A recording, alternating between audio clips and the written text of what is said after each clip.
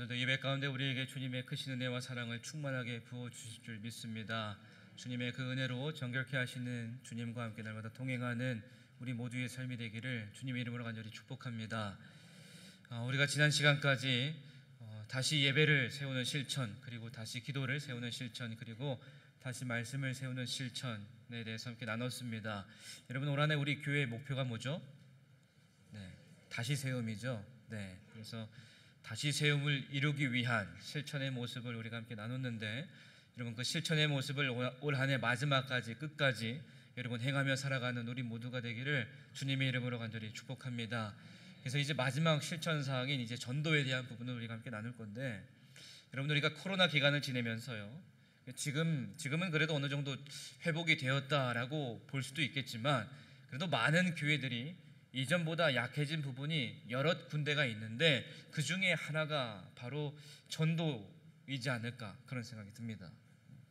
여러분, 우리 교회도 이 전도가 다시 시작이 되었습니다. 그래서 이제 열심히 매주마다 수요 전도팀, 토요 전도팀이 매주마다 이제 나가서 이제 사람들을 만나면서 예수님을 전하고 있는데, 근데 이러한 전도팀뿐만 아니라 이곳에 모인 우리 모두가 다시 전도의 열정이 회복되기 위한 실천으로 우리가 이 시간 새로운 결단을 하기를 간절히 소망하는 마음으로 함께 말씀을 나눴으면 좋겠습니다. 그래서 여러분, 우리가 하나님이 은혜를 주셔서 다시 한 번 더 새롭게 결단하여서 전도를 위해서, 또 주님의 증인된 삶을 위해서 우리가 다시 한 번 더 나아가야지 않을까, 그러한 마음으로 여러분, 우리가 함께 말씀을 나눴으면 좋겠는데, 여러분, 보통 새로운 결단을 한다 그러면 보통 언제 많이 하시나요?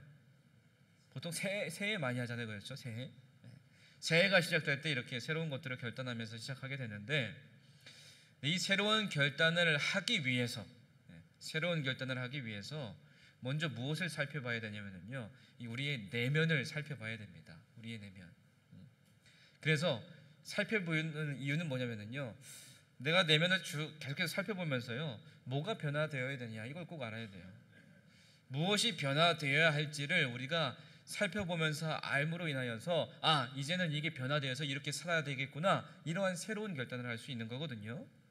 그래서 여러분, 오늘부터 우리가 몇 주 동안 이 다시 전도를 세우는 실천을 행하기 위해서 우리의 내면을 좀 살펴보면서 변화되어야 될 부분들이 무엇이 있을까 함께 말씀을 나누고 새롭게 다시 결단하는 시간을 가지려고 하는데, 그래서 오늘 첫 번째 그 시간으로 새 마음에 대해서 함께 말씀을 나누려고 합니다.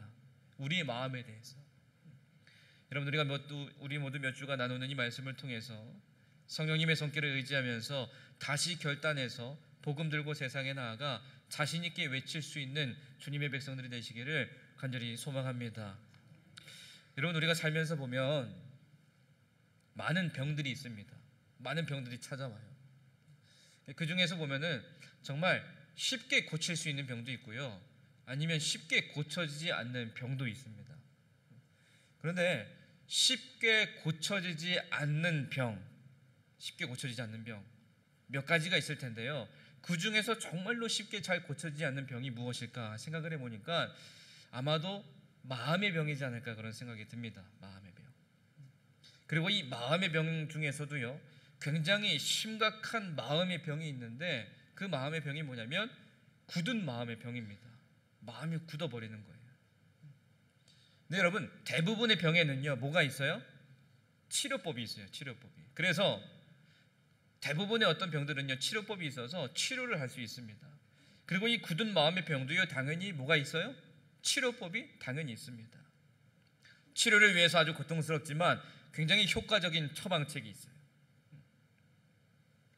여러분, 먼저 이 치료법을 알기 전에 성경에서는 그러면 이 굳은 마음을 뭐라고 얘기하느냐, 이걸 한번 봤으면 좋겠습니다.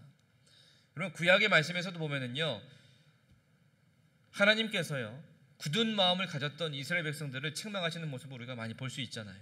그리고 신약 성경에서도 보면은 종교 지도자들이나 아니면 심지어 제자들에게까지도요, 예수님이 마음이 완악한 자여, 이렇게 말씀하시는 부분을 우리가 볼 수 있습니다. 이런 것처럼 성경에서도 굳은 마음을 계속 얘기하는데, 이 굳은 마음, 성경에서 말하는 굳은 마음은 뭐냐면 하나님의 말씀에 반응이 없는 거예요.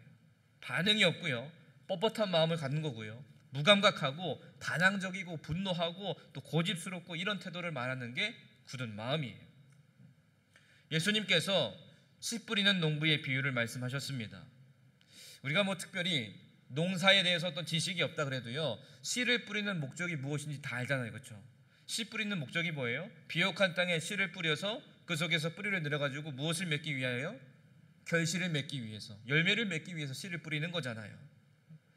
예수님께서 이 말씀, 이 비유의 말씀에서요, 농부가 씨를 뿌릴 때 더러는 딱딱하게 굳어진 땅에 몇 알의 씨가 떨어진다, 이것을 지적하였습니다. 그리고 그 씨는 어떻게 되냐? 쓸모없이 버려지는 거예요. 뿌리를 내릴 수 없기 때문에 자랄 수가 없습니다. 이런 것처럼 어떤 사람의 마음을 보면 그 사람의 마음은요, 뚫고 들어갈 수 없고 굳어버려고 굉장히 단단해서요, 하나님 말씀이 임해도 하나님의 씨가 뿌려져도요, 뚫고 들어갈 수가 없다는 거예요. 굉장히 단단하다는 겁니다. 하나님의 말씀이 그냥 튕겨져 나오는 거예요. 그런 굳은 마음, 뿌리조차도 내릴 수 없어서, 뿌리를 내릴 수 없으니까 무엇을 맺을 수가 없어요? 열매를 맺을 수가 없는 거예요. 하나님께서 이런 마음을 소유한 사람 말고요, 반대로 굉장히 부드러운 마음을 소유한 사람에게는 아무런 제한 없이 엄청나게 많은 일을 하실 수 있음에도 불구하고 하나님께서는 그럼에도 이 굳은 마음을 가진 사람에게도 계속해서 지금도 여전히 씨를 뿌리고 계시다라는 거예요. 아마 이런 사람을요, 우리가 성경에서 찾아본다면 누가 있을까 생각해 보면은요, 예수님께서 십자가에 달려 돌아가실 때 옆에 한 명씩 있었잖아요. 그래서 총 2명이 있었죠. 옆에 달려있던 자들 중에 한 명이지 않을까, 그런 생각이 듭니다. 죽음이 임박했어요. 바로 옆에는 사람들이 메시아라고 외쳤던, 구세주라고 외쳤던 예수님이 바로 옆에 있어요. 그런데 예수님 옆에 있었던 한 사람은 그 마음이 돌덩이처럼 굳어 있었습니다.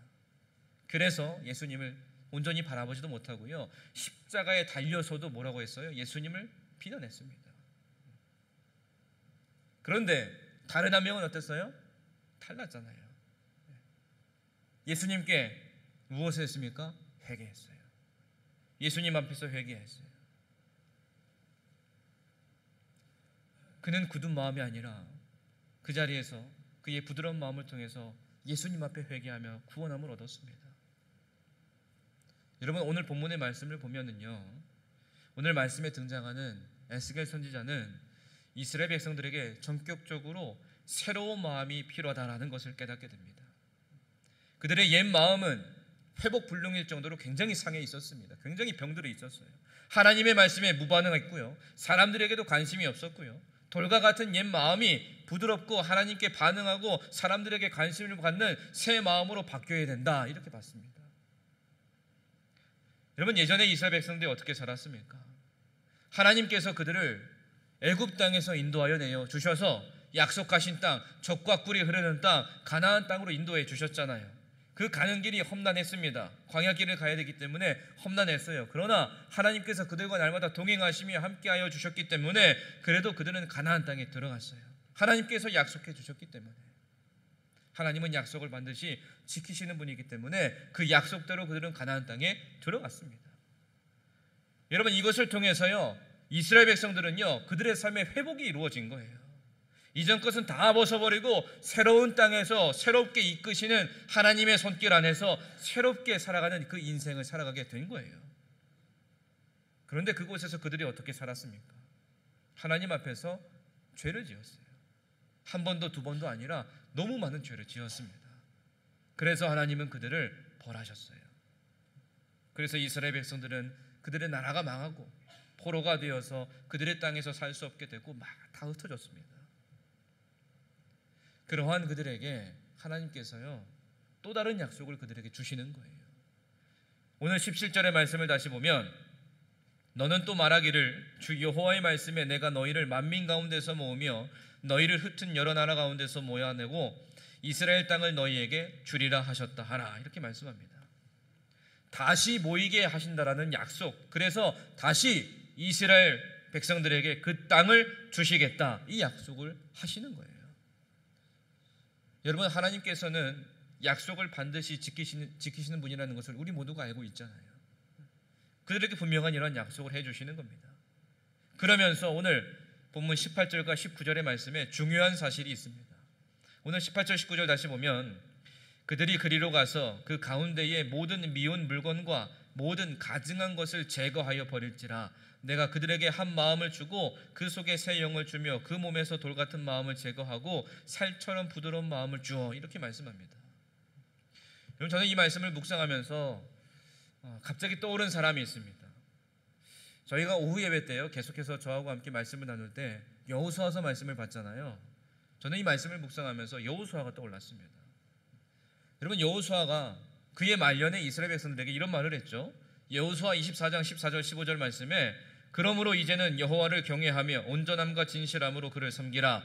너희의 조상들이 강 저쪽과 애굽에서 섬기던 신들을 치워버리고 여호와만 섬기라. 만일 여호와를 섬기는 것이 너희에게 좋지 않게 보이거든 너희 조상들이 강 저쪽에서 섬기던 신들이든지 또는 너희가 거주하는 땅에 있는 아모리 족속의 신들이든지 너희가 섬길 자를 오늘 택하라. 오직 나와 내 집은 여호와를 섬기겠노라. 이렇게 말했습니다.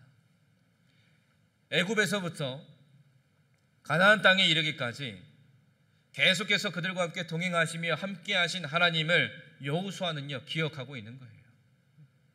그 은혜를 기억하기 때문에 감사하는 삶을 살 수밖에 없었던 겁니다. 그래서 여호수아는 앞으로 계속해서 누구만 섬기겠다 선포했습니까? 오직 여호와만, 오직 하나님만 섬기겠다 이렇게 선포하는 거예요. 그러면서 이스라엘 백성들에게 지금 무엇을 주고 있습니까? 선택권을 주고 있어요. 그들의 조상들이 강 저쪽과 애굽에서 섬기던 신들을 치워버리든지 아니면 그냥 그렇게 살면서 하나님을 섬기지 않든지 선택해라 이렇게 얘기하는 거예요. 저는 이 말씀이 오늘 18절 말씀과 비슷한 맥락으로 들렸습니다. 모든 미운 물건과 모든 가증한 것을 제거하여 버릴지라. 이걸 세 번째 말씀으로 보면은요, 그 땅에 보기 싫고 역겨운 우상들을 그 땅에서 다 없애버릴 것이다 이렇게 표현하고 있습니다. 여러분, 우리가 뭔가 잘못된 것이 있으면요 고치고 수정해서 사용하잖아요, 그렇죠? 예전에 여러분들 요즘에는 많이 안 하지만 예전에 손글씨 많이 쓰셨잖아요. 손글씨 종이에다 쓰면서 만약에 쓰다가 틀렸어요. 그러면 어떻게 하세요? 그냥 막 찢어버리고 다시 쓰십니까? 아니잖아요. 지우개로 지우든지 아니면 그 수정 테이프로 발라서 이제 수정해서 고쳐서 다시 쓰잖아요. 근데 오늘 말씀에서 우리에게 알려주는 건 뭐냐면 그렇게 수정해서 고치는 게 아니라 어떻게 하라고요? 제거하여 버려라 이렇게 말하는 거예요. 제거하여 버려라.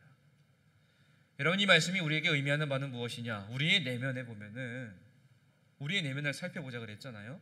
우리의 내면을 보면은요 약간의 수정하는 거 고치는 거, 다시 말하면 약간의 개조가 아니라 그 이상의 것이 필요하다라는 거예요. 다시 말하면 우리에게 약간의 수정하고 고치고 개조하는 것이 아니라 무엇이 필요하냐면 완벽한 이식이 필요하다라는 거예요.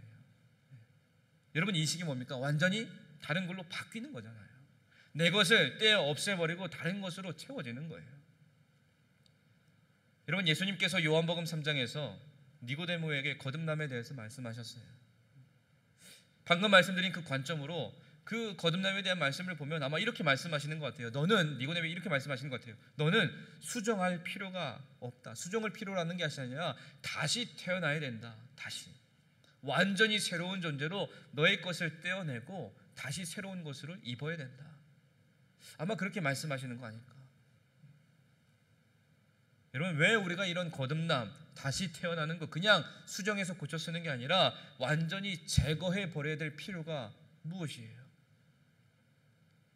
여러분, 우리의 마음을 보면은요, 우리의 삶을 보면 우리가 신앙생활하면서 그리고 사회 속에서 살면서요 습관적으로 하나님께 아니요 이렇게 말할 때가 있어요. 아니요, 아멘이 아니라 아니요 이렇게 말할 때가 있어요. 습관적으로요. 우리가 하나님께 습관적으로 이렇게 아니요 이렇게 말할 때 보면은요 우리의 마음은요 굳어지는 거예요. 맨 처음 하나님 말씀에 아니요 이렇게 거절하면은 우리 마음 주변에요 작은 층이 형성이 됩니다. 2번 거절할 때 또 다른 층이 또 쌓이게 되는 거예요. 3번 거절, 4번 거절, 계속해서 거절할 때 한 층 한 층 이렇게 여러분 평생 동안 하나님께 거절만 하다가 생을 마감한 사람은 그 마음이 완전히요 강철로 도배가 되는 거예요. 여러분, 이렇게 사람의 마음이 굳어질 때 2가지 일이 일어나게 됩니다. 첫 번째는 뭐냐면 하나님으로부터 멀어지게 되어 있어요. 정직함이 사라지고요, 영적인 일에 무감각해지고요, 하나님의 말씀을 듣고 싶은 소원이 사라지게 됩니다. 그래서 굳은 마음을 소유한 사람은요, 아마 이렇게 말하면서 살 거예요. 나 하나님 필요 없어. 나 하나님 필요 없어. 하나님 말씀을 듣고 싶은 소원도 사라지니까 나 하나님 필요 없어. 하나님 주시는 거 나 필요 없어. 두 번째는 어떤 일이 일어나느냐, 마음이 굳어지기 시작하면은요, 다른 사람들에 대해서도 무감각해지는 거예요. 여기에 이기심이 들어가고요, 관대함이 내몰리게 되는 겁니다. 그래서 이러한 사람들은요, 사람을 볼 때요, 사람들은 소모품으로 보는 거예요. 별 관심 없이 보는 겁니다. 사람이 아니라 그냥 어떤 하나의 것으로 보는 거예요. 그래서 수단으로 사용하는 겁니다. 아마 성경에서 이런 사람이 누굴까 찾아보면 여러 명이 나올 수 있겠지만, 저는 누가 떠올랐냐면 신약 말씀에 나오는 헤롯이 떠올랐습니다. 예수라 이름하는 다른 왕이 태어나다는 소식을 듣고 굉장히 편집감적인 증상을 나타냅니다. 그래서 그는 지나치게 위협을 느낀 나머지 어떻게 합니까? 군인을 보냈잖아요. 군인을 보내서 모든 남자아이들을 다 죽이도록 했잖아요. 얼마나 굳은 마음을 가졌으면 이런 행동을 할 수 있어요. 여러분, 요즘에도 이런 일들이 많이 일어납니다. 우리가 요즘에 뉴스를 접하게 되면은요, 많은 학대 행위들을 보게 돼요. 특히 어린아이들에게 일어나는 학대 행위들. 여러분, 최근에 우리의 뉴스를 기억해 보세요. 많은 일들이 있었지만 그 중에 이런 일도 있었잖아요. 아이를 낳았는데 키우기 힘드니까 그냥 무시하고 외면하고, 아이가 죽으니까 어떻게 했어요? 냉장고에 넣어놓고. 여러분, 이러한 일들이 지금 이 사회에서 너무 쉽게 일어나고 있습니다. 이러한 일들을 우리가 바라볼 때 여러분, 우리의 마음이 어떻습니까? 너무 불편합니다. 너무 쓰라립니다. 굳은 마음을 가진 사람들의 모습 속에서 나오는 그러한 모습들이에요. 그런데 여러분, 우리가 이러한 일들을 우리가 언급하기 전에 우리의 내면도 우리가 점검해 볼 필요가 있다는 거예요. 여러분, 우리도요, 무의식적으로 서로에게 끼치는 정신적인 학대가 분명히 있습니다. 다시 말하면 우리도 무의식적으로요, 정확하게 상대방에게 무엇을 하느냐, 언어를 사용해서 공격해요. 언어의 미사일을 발생하는 겁니다. 그리고 상대의 간담을 서늘하게 하는 차가운 눈길도 보냅니다. 이기심이 이 마음속에 쳐들어와서 이기심 때문에요, 도움을 줄 수 있는 사람들에게도요, 등을 돌리고 외면합니다.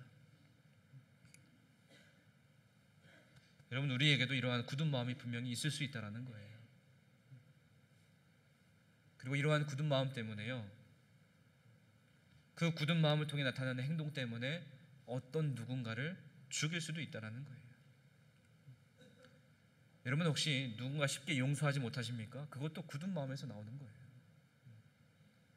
그리고 격려가 절실히 필요한 사람에게 도움을 보류하는 것 또한 우리 마음이 필요한 만큼 부드럽지 못하다라는 증거입니다. 여러분, 우리도 살면서 이런 경험이 분명히 있었을 거예요. 내 마음이 굳어졌을 때, 그래서 이기심으로 살아갔을 때, 사람들에게 사랑을 베풀면서 살아야 되는데, 많은 사람들에게 사랑의 언어로 함께 교제하면서 살아야 되는데 그렇지 못한 적이 분명히 우리에게도 분명히 있을 겁니다. 우리가 그 굳은 마음을 가지고 있었을 때 여러분, 우리의 신앙과 하나님의 관계에 어떤 영향을 끼쳤었는지 여러분 꼭 점검해 보셔야 됩니다. 그래서 우리가 이런 굳은 마음의 소유자가 아니라 부드러운 마음의 소유자가 되어서 언제나 하나님의 말씀을 잘 받아먹고 하나님의 마음을 품어서 제거해야 될 것들은 완전히 담대하게 버려버리고 그 안에 새 마음을 품고 살아가는 존귀한 주의 자녀들이 되시기를 주님의 이름으로 간절히 축복합니다. 그래서 하나님께서요, 우리가 이러한 굳은 마음의 병 속에 살 때 이 병을 다루기 위해서 첫 단계로 무엇을 말씀하셨냐면 마음을 찌르고 자르고 쪼개야 된다, 이렇게 말씀하셨어요. 여러분, 사도행전 말씀에 보면 오순절날 베드로가 성령을 받았을 때 큰 권능으로 설교를 시작했는데 그 설교를 듣고 모든 사람들의 마음이 어땠다고요? 찔렸다라고 기록되어 있습니다. 여러분, 그들은요 하나님의 말씀의 그 진리에 찔림을 받은 겁니다. 히브리서 4장 12절의 말씀에 보면 성경은 좌우의 날선검과 같이 찌르고 자르고 쪼개며 때로는 상하게 한다 이렇게 말씀합니다. 여러분, 이것이요 굳은 마음의 병에 유일한 희망이 되는 겁니다. 굳은 마음의 유일한 치료법이에요. 여러분, 우리의 마음, 다시 말하면 우리가 굳은 마음을 소유할 때, 마음이 굳어져 갈 때 이 굳은 마음에는 근원적 이유가 있는데 그것은 뭐냐? 죄다. 성경은 그렇게 얘기해요. 여러분, 그래서 우리는요 죄의 속성을 가지고 늘 살아가는 그런 존재입니다. 그래서 이러한 속성 때문에 죄를 짓는 거예요. 이런 속성 때문에 죄의 연약함에 늘 항상 노출되어서 살고 있습니다. 우리 모두 한 명도 빠짐없이요 이러한 존재예요. 로마서 6장 23절의 말씀에 보면 죄의 삭은 죽음이요 하나님의 선물은 우리 주 예수 그리스도 안에서 누리는 영원한 생명입니다 이렇게 말씀해요. 여러분, 우리는 모두 하나님과 사람들을 향한 굳은 마음의 병에 감염이 되었어요. 감염이 되었다는 것은 이 병이 더 깊어질 수도 있다는 거예요. 더 악화될 수도 있다는 겁니다. 그런데 우리 스스로는 이 병을 고칠 수가 없어요. 그런데 하나님께서 우리에게 100% 효과가 있는 치료법을 주셨는데 이것을 통해서 우리가 새 마음을 가질 수 있게 되는 것인데 그 유일한 방법은 무엇이냐? 예수 그리스도를 통해서 나의 죄를 고백하고 인정하고 하나님께서 용서하여 주시고 새 마음을 주시도록 하나님 앞에 나아가서 구하는 거예요. 그게 하나님께서 우리에게 주신 100% 치료법이에요. 방금 전 읽은 로마서 말씀에서도 알려주시잖아요. 하나님의 선물이 뭐라고요? 우리 주 예수 그리스도를 안에서 누리는 영원한 생명이다. 그런데 아직도요 예수님을 통해서 새 마음을 얻지 못한 사람들이 너무 많이 있다는 거예요. 우리 교회 안에도 보면은요 예수님을 믿는 사람이라고 하면서도 다니는 그 사람들도 보면은 아직도 예수님을 통해서 새 마음을 얻지 못한 사람이 너무 많이 있어요. 그리고 우리가 이러한 새 마음을 주시도록 간절히 바라는 마음으로 하나님 앞에 나와서 구한다고 해도요 그렇게 하지 못하게 하는 방해 요소들이 우리 주변에 너무 많이 있습니다. 여러분, 우리가 이러한 믿음의 결단으로 주님 앞에 나아갈 때 나를 방해하는 것들이 무엇이 있는지 우리가 늘 항상 살펴봐야 됩니다. 그리고 주님께 새 마음을 주시도록 늘 간구하면서 사는 우리가 분명히 되어야 될 줄 믿습니다. 여러분, 예수 그리스도를 통해서 치료받고 얻을 수 있는 이 새 마음으로 주님과 함께 새로운 인생을 날마다 살아가는 우리 모두가 되기를 주님의 이름으로 간절히 축복합니다. 여러분, 또한 우리가 이러한 새 마음을 갖는 것은요 또 어떤 것을 의미하냐면 사람들에 대해서도 부드러운 마음을 갖는 것을 말하는 거예요. 사람들에 대해서 성경에 보면은요 사울이라는 사람이 있었습니다. 사울이라는 사람, 구약에 나오는 사람 말고요 신약에 나오는 사울.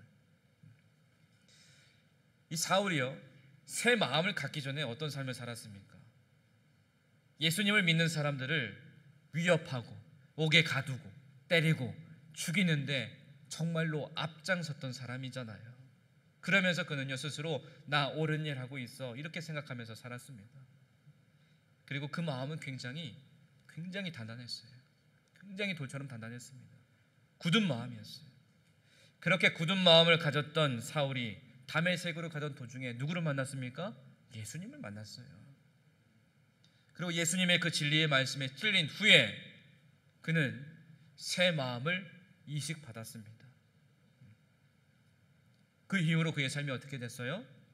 하나님을 향한 그의 태도가요 믿기지 않을 정도로 놀랍게 변했습니다. 그 이전까지는 예수님을 믿는 사람들을 다 죽이는 데 앞장섰잖아요. 그런데 이제는 자기의 생명 바쳐 목숨 다 바쳐서 예수님 전하면서 살았잖아요. 그리고 사람들을 향한 그의 태도 또한 굉장히 부드러워졌어요. 여러분, 우리 안에 하나님께서 이렇게 활동하시도록 하면은요 하나님께서는 부드러운 마음으로 사람을 대하도록 그리고 우리의 삶에 이러한 놀라운 역사가 임하도록 우리를 그렇게 만드시고 이끄신다라는 거예요.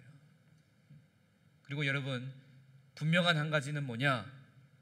오늘 이곳에 나온 여러분들은 부드러운 마음을 간직한 믿음의 백성인 줄 분명히 믿습니다. 여러분, 왜냐하면 우리 모두는 어떤 사람입니까? 예수님을 나의 구주로 고백하고 살아가고 있는 믿음의 소유자잖아요. 하나님의 존귀한 자녀입니다. 이런 새 마음, 부드러운 마음을 우리가 소유할 때 우리는 거듭남의 경험을 하게 되는 것이고 예수님께서 니고데모에게 하신 그 말씀의 의미를 온전히 깨달을 수 있게 되는 거예요. 그래서 그 마음을 가지고 세상을 살 수 있는 거예요. 그 마음을 가지고 세상에서 살면서 하나님을 전하면서 살아갈 수 있는 우리가 되는 겁니다. 그래서 이런 모습을 통해서 우리가 어떻게 살아가야 되느냐, 20절의 말씀을 보니까 그들은 내 백성이 되고 나는 그들의 하나님이 되리라, 이렇게 말씀합니다. 우리가 뭐가 된다고요? 하나님의 백성이 된다는 거예요. 그리고 하나님은 누구의 하나님? 나의 하나님이 된다는 겁니다. 근데 여러분, 이 말씀 전에 다시 한번 정확하게 알려주시는 거 있어요.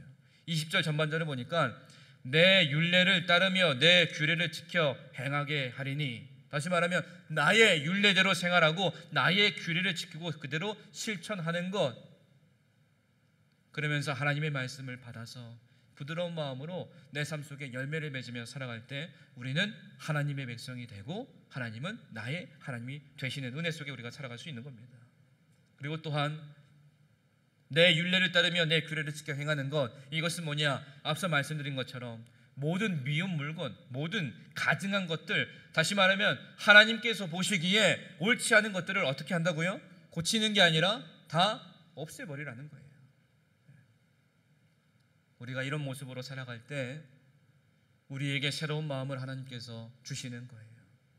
그 자리, 없애버린 그 자리에 하나님께서 새 마음을 채워주시는 거예요.